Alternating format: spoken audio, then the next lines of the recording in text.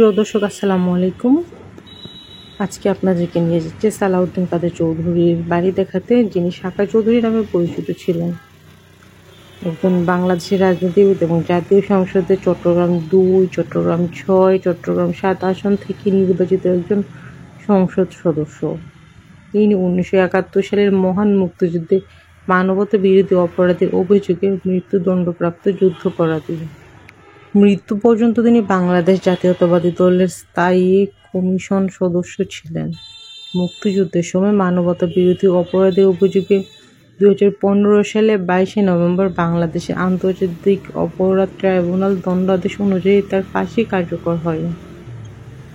তাকে দোষী সাব্যস্ত করা ট্রাইব্যুনালের বিচার সংক্রান্ত বিষয়ে বাংলাদেশের অভ্যন্তরীণ ও বৈদেশিক উৎস থেকে বিভিন্ন প্রশ্ন উত্থাপিত হয়েছিল। ২০১৩ সালের ১ অক্টোবর যুদ্ধের সময় নির্যাতন, হত্যা ও গণহত্যার জন্য আন্তর্জাতিক অপরাধ ট্রাইব্যুনাল কর্তৃক তাকে মৃত্যুদণ্ড প্রদান করা হয়।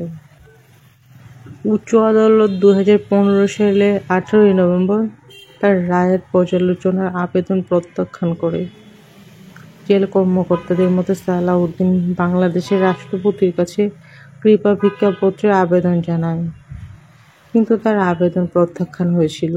অবশ্য তার পরিবারের সদস্যদের পক্ষ থেকে জানানো হয়, মৃত্যুদণ্ড থেকে রেহাই পেতে তিনি রাষ্ট্রপতির কাছে কোনো আবেদন করেননি এবং প্রাণ ভিক্ষা চাওয়া বিষয়টি সম্পূর্ণ বানোয়াট এবং ভিত্তিহীন।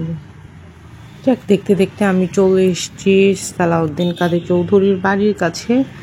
আপনারা তো জানেন হয়তো বা, সালাউদ্দিন কাদের চৌধুরীর বাড়িটা অ্যাকচুয়ালি একটা পাহাড়ের উপরে, বলতে গেলে পুরোটাই একটা হিল, আর এই হিলটা জুড়েই তার বসবাসের বাড়ি।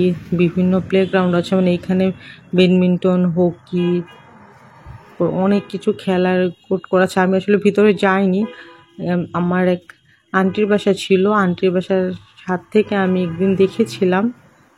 তো আন্টি বাসা ছেড়ে দিয়েছে, এই জন্য আমার আর ওই বাসাটা দেখা হয়নি। মানে ছাদের উপর থেকে বাসার এরিয়াটা দেখা যায়, ভিতরটা অনেক সুন্দর, অনেক কিছু আছে ভিতরে। আমি শুধু আপনাদেরকে বাসার সামনে গলিটা দেখাচ্ছি।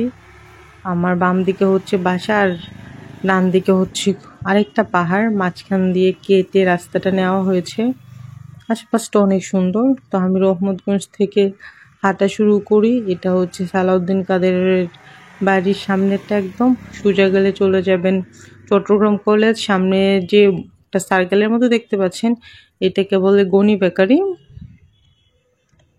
এই যে এটা হচ্ছে বাড়ির একদমই গেট। এই যে এটা, এখানে খুব বেশিক্ষণ থামা যায় না, কারণ হচ্ছে ভিতরে গার্ড আছে, তো ওরা পছন্দ করে না খুব একটা এখানে ভিডিও করা বা ছবি তোলা। দেখে আমি চলে এসেছি একদমই চিটাগং কলেজের কাছাকাছি। তার আগে অবশ্য মহসিন কলেজ আর চিটাগং কলেজ একদমই কাছাকাছি।